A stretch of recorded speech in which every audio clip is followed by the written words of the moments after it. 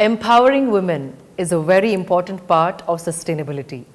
Welcome to Sustainable Living with Shilpa Reddy, powered by Planet Green Farm Natura, a new beginning to your life.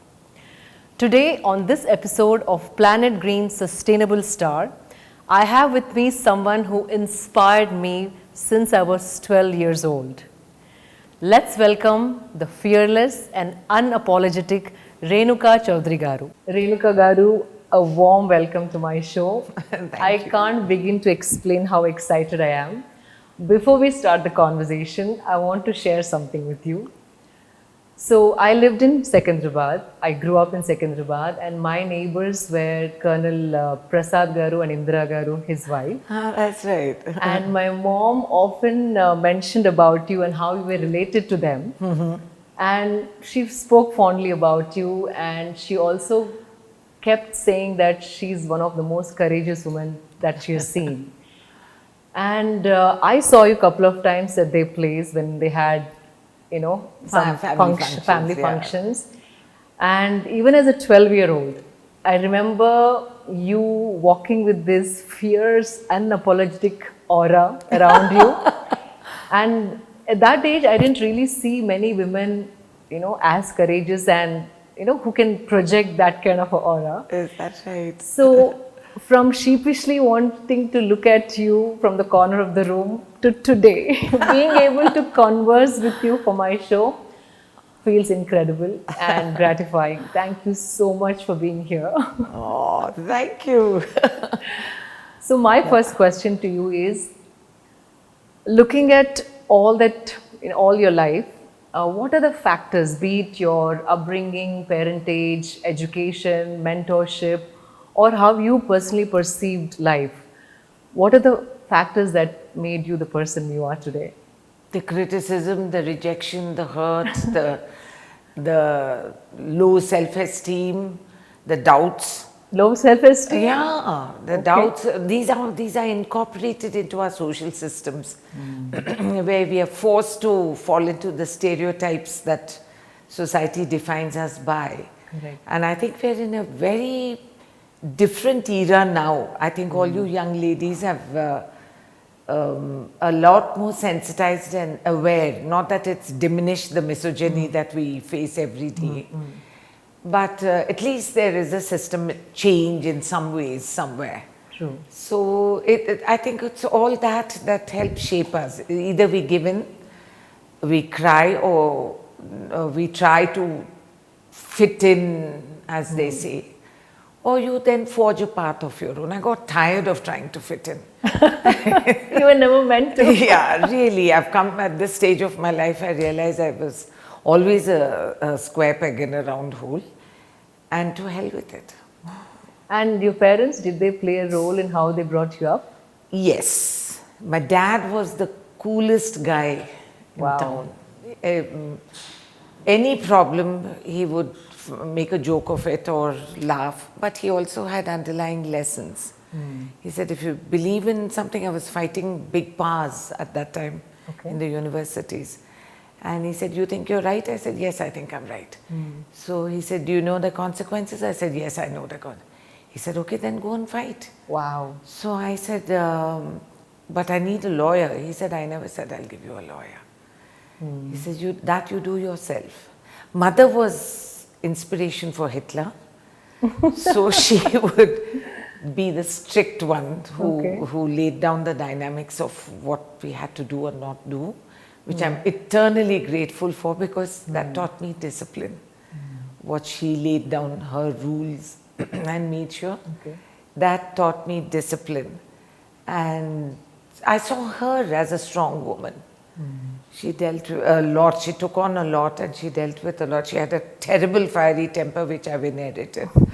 But there was a lot more dimension to what she was. She wasn't just unidimensional. So between a dad who, like the nuns in the school, college would tell the other girls, call your father. And they'd all go scampering and terrified. And I can relate to that. Yeah, and then when she told me, call your father, I happily took him along because he wouldn't even tell my mom about it. Oh, okay. So I think the lady understood, the nun, because the next time she said, call your mother. And I said, oh my God, that's a whole different ball game. I'm in trouble now. Okay. Wow. But I think that helps, two parents who help you balance. But my dad allowed me to be me. Wow. Mother tried to make me a good South Indian disciplined girl who was not fair and not getting a dowry. It didn't work. Okay. So in one of your talks, I heard you say that trees are actually our lungs. Of course. And not many people say that until they're truly connected to nature. Yeah. And I've seen you connect with soil, I've seen you connect with cattle so effortlessly. You can milk a cow, you can plow, a field on a tractor. So what are your thoughts on soil sustainability? Because it's one of the biggest concerns world over in every nation now. It's a crisis that we are in. Today we are in a critical state. And the so-called progressed and developed nations don't have policy matters which have addressed this. India alone is going to lose billions of hectares to salinated soil, impacted, compacted soil, monocropping, because there's no agricultural address of crop planning.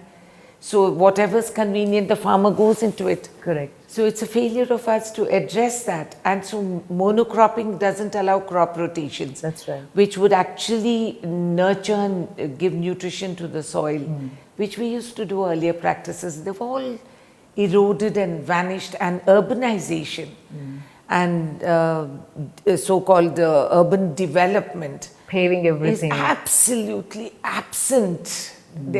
It's such a vulgar development that we are so-called development, because we're actually eroding what is the true luxury of our times, and that is virgin soil. To be able to have land which can breathe and give you produce.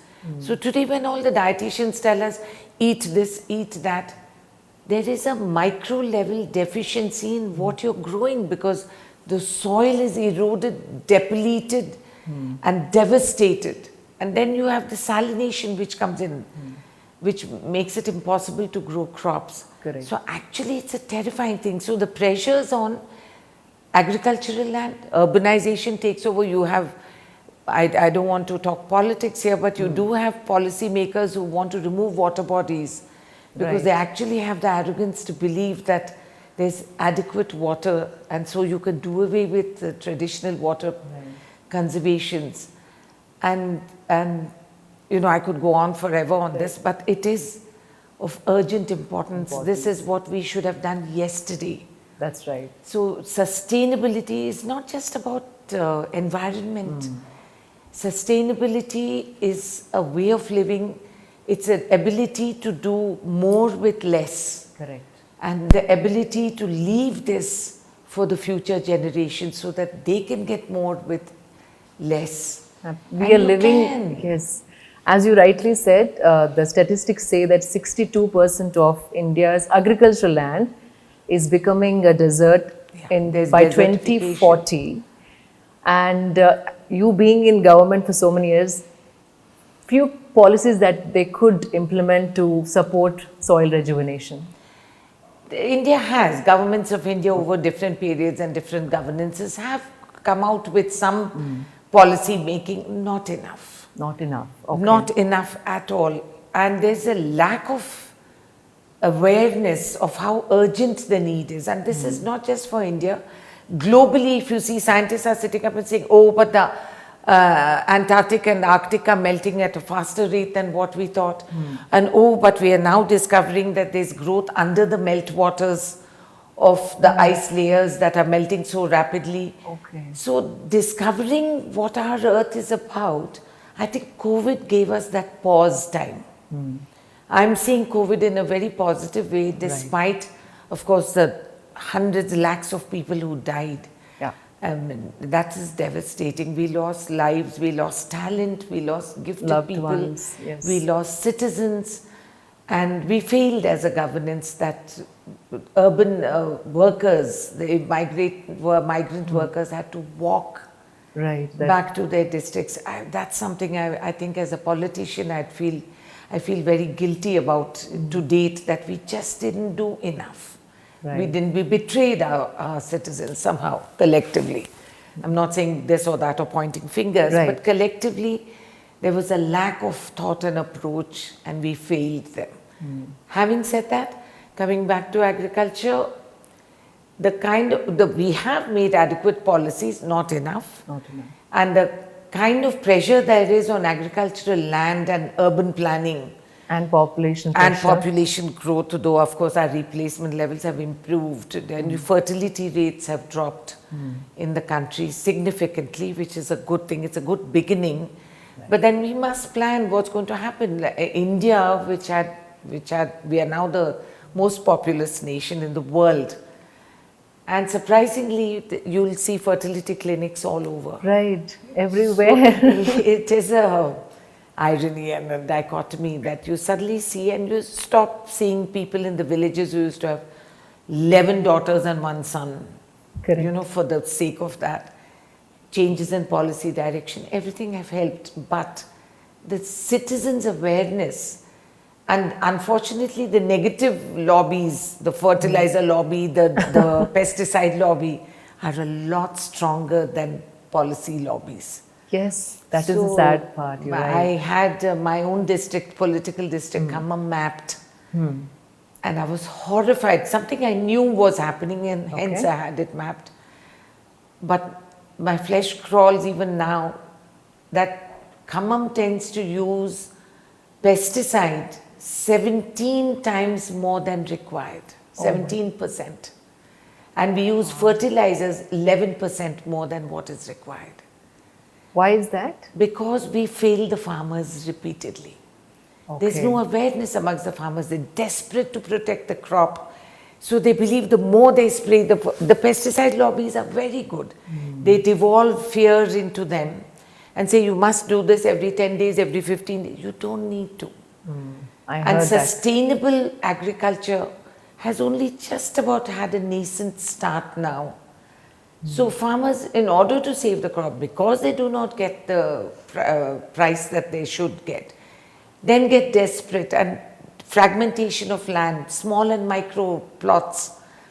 And so what would a farmer on a half acre earn? So do you strongly believe that soil degradation also is causing suicide? I mean, farmers committing The suicide? quality of soil is depleted. The farmer is not aware. He goes and overdoes the soil, the fertilizing and the pesticide. Right. And like Khammam, for example, now, we've had a chili crop, Okay. which has got a new disease called chips. Okay. And so it develops a black gummy coating, and we can't sell the crop. It's gone. And it's hugely expensive for me as a farmer to get crop labor and pay through that, and then there's nothing. And this is not covered under my crop insurance. My money lender will give me money for the next crop. I don't have the luxury as a farmer to sit at home. Right. So I fail not whether I get a price or not. I have to go back to preparing the soil for the next crop. So it's a vicious catch-22, which goes round and round. So you have monocropping. The tiny farmer will see the big farmer, he's growing cotton, I'll also grow cotton. Then there's glut markets, so you don't get the price, the market dynamics change. Right. Then he comes home with a pittance, but he has to prepare for the next. And pay his loans. So, oh God. It's no end. So desalination of soil, salination of soil, compacting of soil. Unlike the Delta Ganga soil of Delhi's, where the soil never cements around the roots. Here it's a cement. You have to keep digging, keep aerating the roots, keep allowing the land to breathe. Right. And we think only we breathe. Soil breathes, That's trees, plants breathe. Absolutely. Everything breathes. And then the air is polluted. And we come out with such late policies, and that sometimes there's an absence of learning. Right. Like the Valley of Flowers, which is a fantastic ecosystem. Okay. So in the name of tourism, they gardened it off. Okay. They Yes. cordoned it off to say that the flowers are dying. And the next year we got no flowers. And the mystery was solved because we realized that the animals don't go and their saliva which generates Oh, the flowering was flowering. absent. Okay. So sometimes what we think is knowledge and we lose out on the inherent intelligence of the structures that we Right. lived with.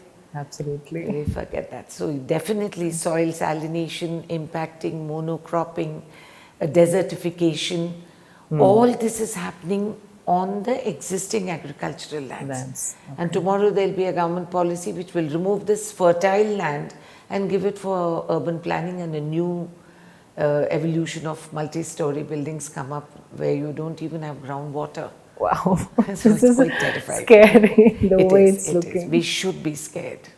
We should be alarmed and scared. Renuka Garu, what are your thoughts on Sri Lanka's economic crisis and food shortages, and what kind of link would you draw from being ecologically sustainable versus economically sustainable? What has happened in Sri Lanka is a failure of timely policy intervention. Okay. So, the current government, I don't want to criticize, I'm not speaking as a spokesman for my political party or anything. I must give that word of caution, but as a farmer who's watched other countries, and Sri Lanka was an exemplary nation for us to look at, a tiny little country like that which was doing medicinal plants. They have huge medicinal plant production, as well as organic farming, which is really brilliant. But what they should have done, perhaps, I'm not an authority, but staggered it so that the food availability, Right. it should have been there for the citizens of the country. They need to eat. At the end of the day, that's the truth. So they had great amount of monies which came into the country, which they spent a little carelessly, perhaps more on populistic methods than sustainable methods. And I don't want Sri Lanka to be the reason that people slap down organic farming. No. Right. Organic farming will give you yields even in a diminished productivity rate than chemical farming in the future. Correct. Exams were cancelled because they didn't have paper Wow. for children to write exams. They didn't have paper. And the dichotomy there with the haves and have-nots, and the cost of daily food has become phenomenal. And so these are lessons for us to learn from. These are something that we need to look and curate to meet our needs. Absolutely. And it's a wake-up call. It's a red flag that we need to look at our neighbors. They're our neighbors. And it's frightening. And let's see how China intervenes there now. Let's see what they do. They gave them the money and then started calling for it back. So today our lifestyles have become more convenience driven than Yes. concern driven. Yeah. What can every household do in their ability or capacity to live sustainably on a personal level? Yes, of course. Compost, even for people who don't have a garden, doesn't matter. You get equipment reasonably cheap. You Those get kumbas earthenware ones. you get. You just put it into that, make that compost. You can sell and earn an income. Otherwise, you can give it to a public park. You can put it onto an island where plants are growing. The government should come out with a scheme that anyone who does composting and donates it, or will buy it for a reasonable rate from you, do that so that you're not piling up on garbage hills. True. Please do that compost. Change your bulbs. Even if it's a little expensive, take the energy saver bulbs, bring it down. I wish government here, that the so-called savvy municipal minister should do it, that any house beyond a plinth, beyond a certain amount of built up square foot is obviously financially self-sufficient. Correct. That all their homes, external lights should be solar. Okay. And so that you bring down the demand on the power grids, and that can go for industry or whatever, and industry should have their own. As well as that so many trees should exist. If you have that much space, stop cementing your drives. Stop putting those cement things where the water doesn't permeate into the ground and it goes off and overflows into homes, which is what's happening. So your municipal planning needs to be addressed holistically. It's not enough that we build towers and multi-stories and all. What are all those builders who are doing multi-stories? Are they doing water harvesting? None Are of they them. releasing? They're releasing their sludge and sewage into the lakes. And that should be a life sentence. Don't waste paper. You have to chop down that many trees for paper. Correct. So, and that awareness is not there amongst the younger people today. It's all a use and throw Yeah. philosophy Convenience. that we've It's all come about to. convenience. But you can be convenient. Earthenware pots are extremely convenient. There's nothing that says that you can't drink earthenware pots, and if you keep them on water saturated sand piles, it keeps them cool. Cool, yes. Which is a lot healthier for your system. Right. And Yeah, reduces lot healthier. inflammation. You're right about Yes. it. Yeah. So there are Many partnerships that we can work on, Work on. to make it viable and sustainable. Okay. And how do you see women's role in sustainability? We are the cusp, the cradle, the bearers of the sustainability. Inherently it comes into us. We have a genetic superiority. I'm sure all the men are going to scream. But it is true that as women, we are the nurturers. We That's are the nurturers. We bear life. And hence I think genetically you're sensitive to life Right. around you. So we had wonderful cultural practices at one time where the housewife would get up and come and do the rangoli, not with the color powders that we do today. Rice flour. Well, because it was a leftover rice. After it, the main rice went to the markets. Okay. So the farmer would be left with piles of broken rice, which would then be used to cook and give for the labor, where they would mix it with ragi and make ragi balls with broken rice beds. And the leftover produce of that, which is like a fine powder, would be made into rice flour and kept. Oh, I didn't know this part. Yeah, they'd make it as rice flour and kept. And the woman would then do the dry rangoli in the morning before she lit the stove. Right. And or the wet rangoli where they mix it with a little sugar to bind it in the water, and they would do the rangoli all over the borders of the house. It was fantastic. You never got Alzheimer's because it was memory that you remembered how to put, and then it is one line without lifting the hand. Right. Amazing the way it's mapped. True. But by evening you would see there's no rangoli left.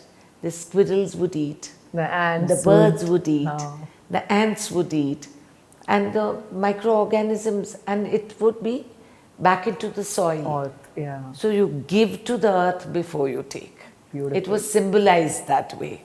Wow. So, beautifully so expressed. women we stored water. I saw villages, I learned as a public representative, supposedly educated and aware, and we have Google and what have you in our hand today. But I went to villages where I saw grandfathers without the garter on the teeth, a brown line that comes across, which shows that there's fluoride in the water there. Okay. It's a fluoride garter. Okay. And I saw the children with the garter and not the elders. Oh, not the elders. Not the Oh, elders. So okay. I said, how come? How come the third generation has garters? So I would ask them, did you always live here? Do you belong originally to this village? And I asked many scientific institutions saying, why is this? And I didn't get answers. It took me 2 years. And surprisingly, I found one woman, I asked for water and she got me a glass of opaque water with particles floating. And I thought it was hair. So I said, you drink this kind of water? Very bossily. And she said, yes. She was very puzzled. She said, yeah, what about it? So I said, what's that particle, like a squiggly hair? So she said, that's the tamarind hair. So I said, what do you mean tamarind hair? Okay. Tamarind. Yes. Oh. So she said, we put tamarind in our water. So I said, why would you do that? Tamarind in what? She said, in the earthenware pot. So I said, why would you do that? She said, I don't know, it's just a practice. For years we've always had this. We put tamarind in the water. So I said, oh, but don't you have tap water now? So she says, yeah, but my father-in-law and all still prefer that. So I said, oh. So then the detective started looking again till we realized crop planning changed. Okay. So as long as the village tamarind trees were there, these people would use tamarind extract for cooking, which binds fluoride in your body and excretes it. Wow. And they would use tamarind balls in the earthenware pot, which binds the fluoride. So it was a Wow. blind practice without understanding the science, inherited over the generations. So the seniors never had the gata. Medical practices of having cesareans when you can have a natural birth. And pesticide from agricultural practices has permeated mother's breast milk. And cancer has risen dramatically. It is said that we all have masculine and feminine Yeah. qualities, and in our culture we call it Ida and Pingala. And yogic sciences say that if a human being can strike a perfect balance between these two, you can live in complete harmony with absolute no suffering and great health, and you can be at your full potential. Yes. So, having said that, how can equal participation of women in politics, what can it do to a nation? It brings a balance, a centering of what policy is. In the Congress time when we were in the center, when we were in governance, we brought in what is known as gender budgeting. Okay. Oh. And a lot of people didn't understand it. It wasn't about giving things to women. It wasn't. So there was a hypothetical question that was asked. Okay. And the question was that if we build you a road, where would you like it to start and where would you like it to lead to? There was no right answer or wrong answer in this. Okay. So the men said, we wanted to go to the agricultural markets, we want to access to the highways, and we wanted to go to the Daru ka adda. Fair enough. Okay. Okay. So when this question was asked to women, and they said, we want to go to our place of worship, the temple or the church or whatever, school for the children, and we want access to the markets too. In that sense. Okay. Now there's no right or wrong. Right.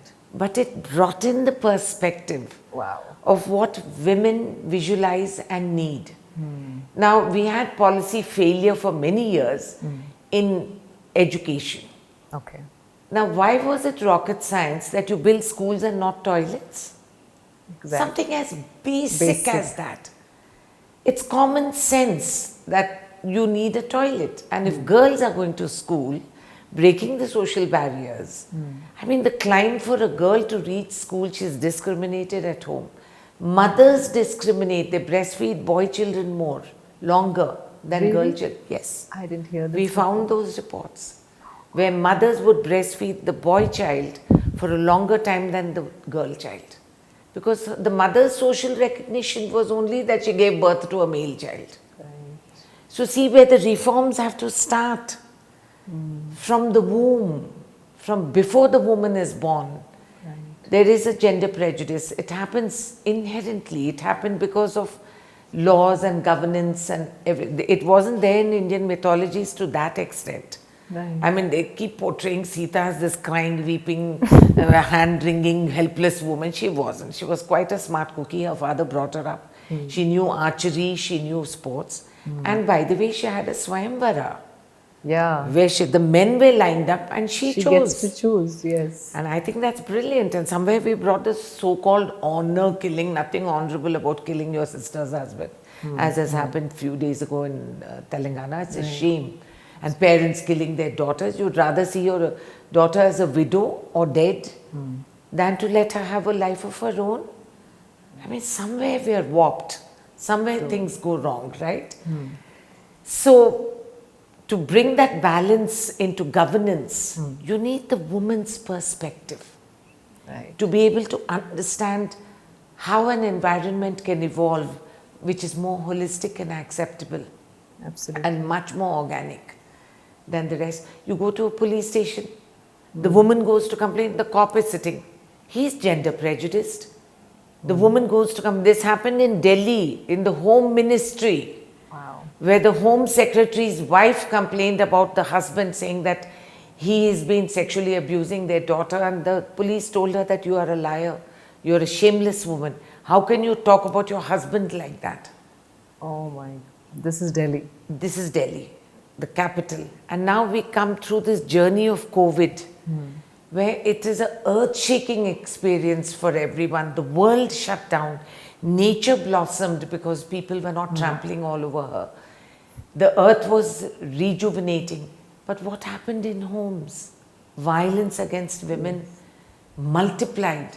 Violence against children was phenomenal. So what is it that us as a supposed inhabitant of this planet, that we consider ourselves superior for? For what? Evolved species, so called. We consider ourselves superior. Are we really? Not really. That we can do this to another human being? That you rape children, that you rape the challenged, and for a Dalit girl, she's unfit to drink water from your well, but it's okay to rape her. So these are the dichotomies that we splinter societies into. And it's of urgent importance that we realize that the more women come in, it's not for tokenism, it's not to replace men. We are not that lacking in ambition that we just come in to replace, push aside the men and sit in their seat. That's right. Not at all. But to partner. To collaborate. To collaborate, to partner, to integrate the needs of, we have 50% of this, 51% of this population. And you don't have a say. You don't have a say to say how you want to use your body. The government will decide how many children we'll have. The government will make, we had huge heated arguments in our committees where we talked about surrogacy, which is a recent thing. And men actually believe that it's all right, that as long as it's within the family. I said, do you know the pressure that happens on a daughter-in-law then? That even if she doesn't want to, she has to be the surrogate mother. And the whole incestuous nature and the dynamics of bringing the child up because your brother can't have a child. The other brother's daughter-in-law, the wife will be a surrogate for your child. Like, come on. Wow. It's so convoluted. It is. And so all these laws that we bring about grandly, sweeping reforms, don't always work out the way we visualize them to be. You were ex-Minister for Child and Women Development. You must have seen challenges up close. So what is true women empowerment, and how is it different for an urban woman and a rural woman? There are huge divides. Even in disease, urban women seem to be more prone to breast cancer than rural women. Okay. And the fact that in rural areas I've noticed and admired, you have a drunk husband who's socially accepted. He comes home and beats up the woman. That's also socially accepted for a while. There are no secrets in rural areas because it's a much more open living. Correct. So the women wait for a certain period hoping he'll cool down. Then they go and they knock on the door and they tell them, Bhaiya, kya kar rahe ho? She'll die, don't be stupid, like, you know, and they bring the girl into a safe home, keep her with them. And next day the village counsels them and then these women go back. The urban woman has no such recourse. Even the educated, well-earning woman is subjugated to terrific pressures. Her salary is taken by the in-laws.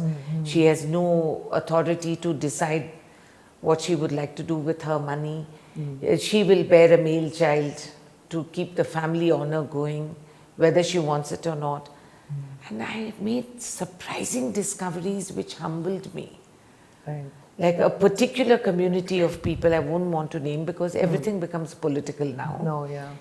And so I realized there's a doctor who was practicing abortions at a much later stage.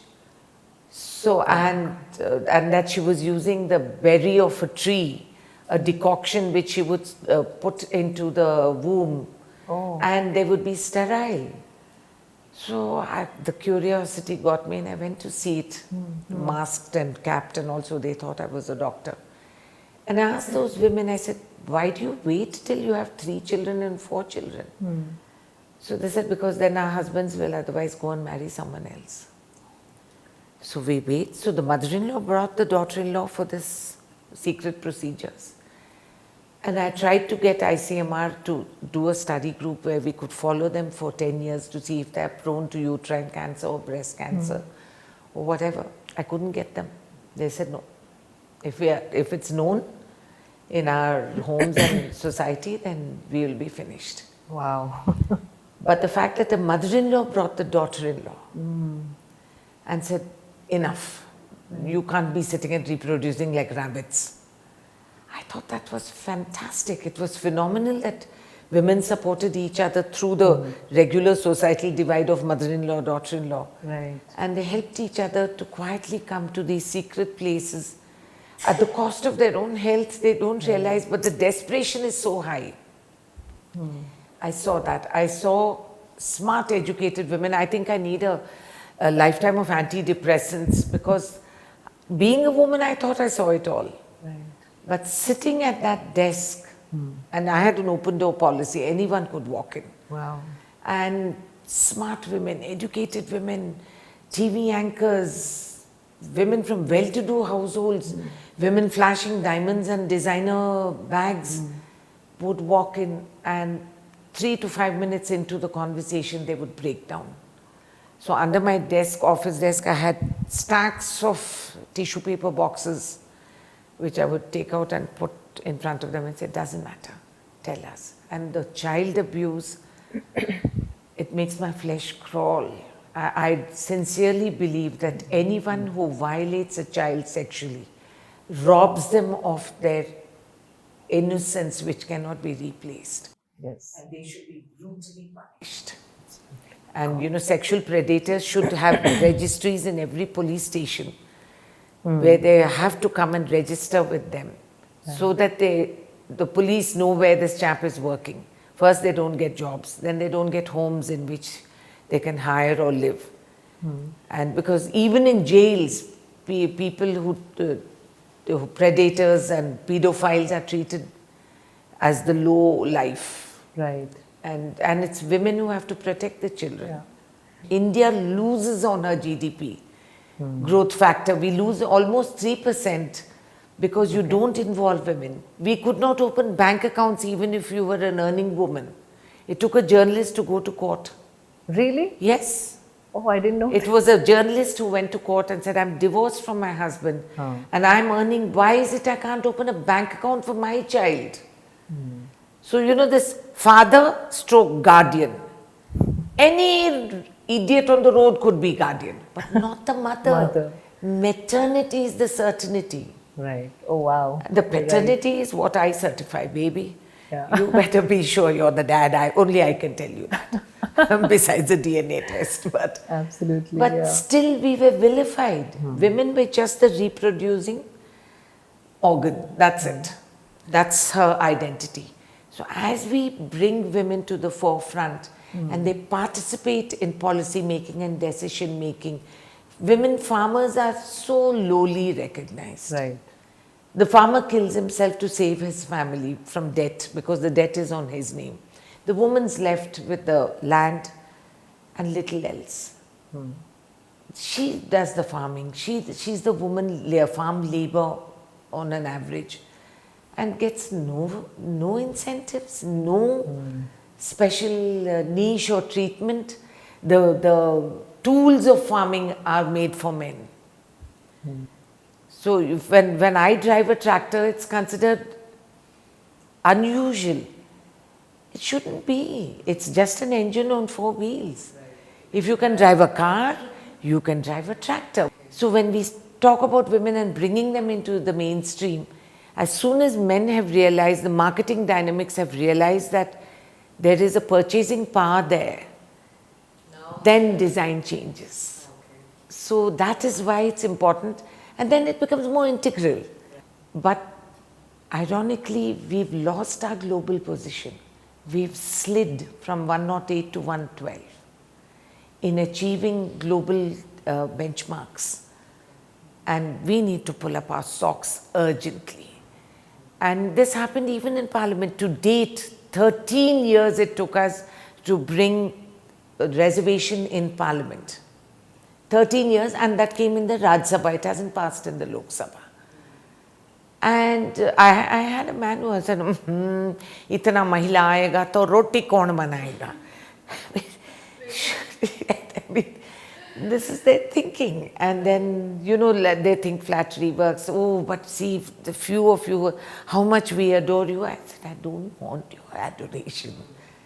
I do not want adoration. I want my right. I don't need you to give me charity. I'm equal. The Constitution of India, you know, in some ways we are so advanced as a nation. It's humbling. United States of America did not give women the franchise to vote. We did, right from the day one of our independence. Our women could vote. I mean, on so many fronts. Look at our ISRO women now. The scientists, women scientists, huge percentage, by the way. One of the largest percentages are in science. And our scientists, I'm so impressed, I'm in awe of them whenever I would go to meet scientific institutions. How many women scientists in the forefront? And they were involved in Chandrayaan too. So it's, you know, we have that kind of talent. Women, if they're given the opportunity, but we are shackled by our societal values, by the policy making, by the business dynamics. So you're left out of financial decision making. So Renuka Garu, you inspired millions and you contributed so much to society. What is that we can expect from you in the near future? This war that we are waging hasn't ended. Okay. The one for farmers? For farmers, for sustainable living, for the role of women in our societies. It's a beginning, not the end. Okay. So we have to keep forging ahead. Okay. Keep supporting each other. Now, this is something I tell all women. There's enough space on the top for all of us. Renuka Garu, you have a beautiful garden. Can you talk a little more about that? Because the moment you walked in today, you said this plant behind me needs potassium because the leaves are curling up. So how do you maintain your garden? Well, pretty holistically as far as possible, because I have ducks and geese and dogs. Oh, really? I had a grandchild who runs around fiddling with my plants. So I'm very nervous about using chemical. Okay. Because they can, you know, eat, ingest and die. Correct. Some of the animals fall violently sick. In fact, most dogs are allergic to some plants, which a lot of dog lovers don't know. Right. So they actually break out in hives and all that because they've gone close to that Daconbefia and you know, these plants, they get into trouble. Okay. But because mine is not a curated, pedicured garden, it's a bit of a jungle. So I've let things grow. Wow. And I survived COVID because of that. Great dust filters, great shade they give. So through summer without green nets, my plants survive. We have some, so I have an old pond, a fish pond which I drained. And all this agricultural waste every day, the dry leaves, the fruit shedding, the change of season, we get a lot of shedding. Right. The neem leaf will shed everything. And the brutal pruning that we have to do before spring. Okay. So all those branches, I don't throw them. Okay. So I strip all the leaves and put it into this compost tank, as I call it. Okay. And any rotting fruit, extra this, extra leftover, whatever, we put it into that. And I get bags of cow dung, which is only the indigenous cow. Okay. So I get cow dung, I throw it into that. I get horse dung also sometimes. Really? And throw it into that. And then you do the decomposer. You get the little liquid. It's quite cheap. You get it online. It's quite easy. That's right, yeah. And you mix it with the good which is gone black in the market. You get it very cheap. Because no one can use it for oral consumption. So you mix it. I have a drum into which I throw all this, and we stir it once in a while for about 40 days. Okay. Then I use that on my compost heap, and it all nicely gets homogenized, the whole thing. Wow. And it makes fantastic compost. So I don't buy fertilizer. Wow, that's This fantastic. is used. Also, don't sweep your flower beds with when the leaves are there. It keeps the soil moist. That's right. And it keeps the ecology going. So almost a thick layer like that of all the leaves which we sweep from the pathways into the flower beds and into the big tree beds. So it keeps the soil moisture. Moist. It keeps it moist. Doesn't let that dry. Correct. And also the insect life and everything. Periodically, sometimes I sweep it all out because a lot of fungus and disease also comes because of that. So all that is swept into this pond and then decomposed completely. Fantastic. Then I get, you get a drum, fill it with water, put a stick across the top, tie cow dung into a cloth and hang it so that the cloth is immersed in the water. Wow. And leave it there for a few weeks. And then by the end of it, all dissolved and only the stone and grit which the cow didn't digest is left in that cloth. Then you stir the whole thing up, and sometimes I throw in the neem leaves or whatever. Like now this mango season, there'll be a whole lot of mango skin. Right. Which I can't bear to throw, so I put it all into the... Oh, so you do all of this at home? Yeah. Wow. And it's quite interesting because you see cow urine when you dilute it, 1:100. And you let it stand a bit and then spray, you get better flowering. That's true. More bees. These are all been there in our culture. Like we knew. We didn't use. We knew all of this. We forgot. We got diverted into chemical, which is true. DAP gives you better flowering sometimes on your bougainvilleas and all that. Yes. But so does mustard cake.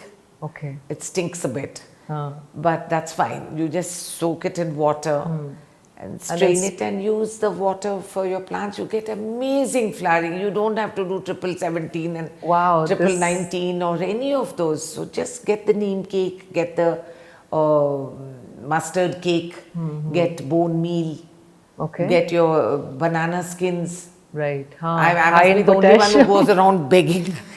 The banana guys, the juice guys, they have so much skin which they just throw. Wow, this is amazing to know. There's absolute wealth there. Correct. You know, and even the coconut husks. But now because of the cocoa peat, there's a collection that goes on. People go around to all these coconut fellows and they take that. Absolutely. So that's extremely good. And all this, you dry it dries in no time, banana skin, powder it. And put it into your plants and just see them thrive. Wow. And along with that, you will see butterflies increase. Correct. Birds come, bees come. So all ecosystem starts balancing. It's magic. It's actually magic. Wow. Because you sit there and you say, oh God, how come I don't see this? I don't. And suddenly, and then before the monsoon, the best choir I've ever heard is the frogs croaking. Best choir. I love the way you said it. But it's true, it's at least for me, it's electrifying because I'm saying, okay, the system is alive. And the arrival of the new season. Yes, and you hear but I'm so upset, this stupid kite manja. It decapitated my resident koel. Oh no. I suddenly found this beautiful bird with no head, lying black bird with its wings, and that the koel would always herald the monsoon. It would always come. And then the magic of sandalwood trees.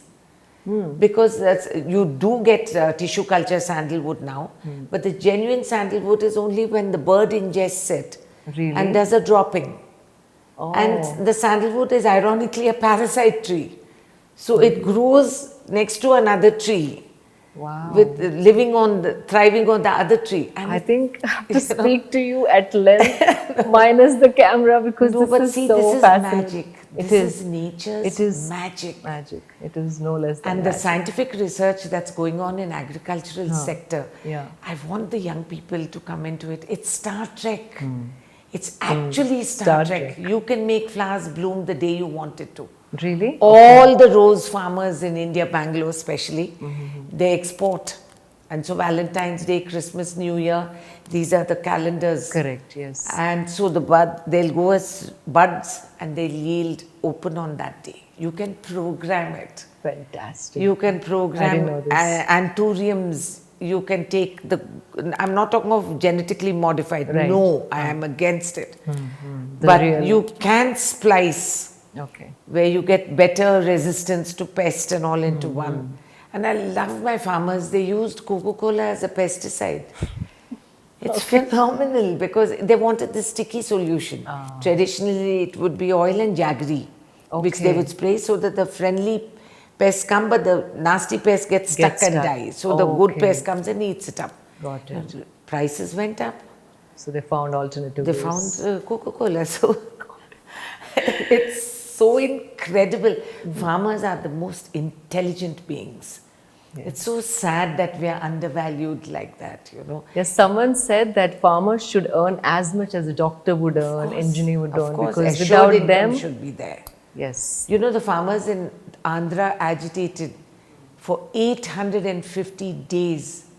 Women farmers, men farmers, they walked for 450 kilometers and the media just didn't cover them.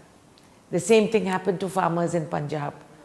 Now, you know, politics, this is where I call it dirty politics.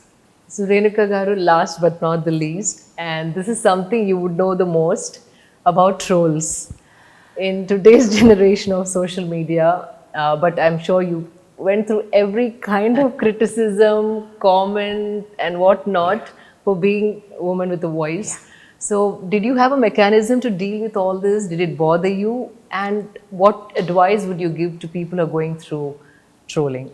Yeah, when I was younger, perhaps, I used to agonize about this, about Okay. somebody's concept of what I should be, and you know, or criticism which is unfounded.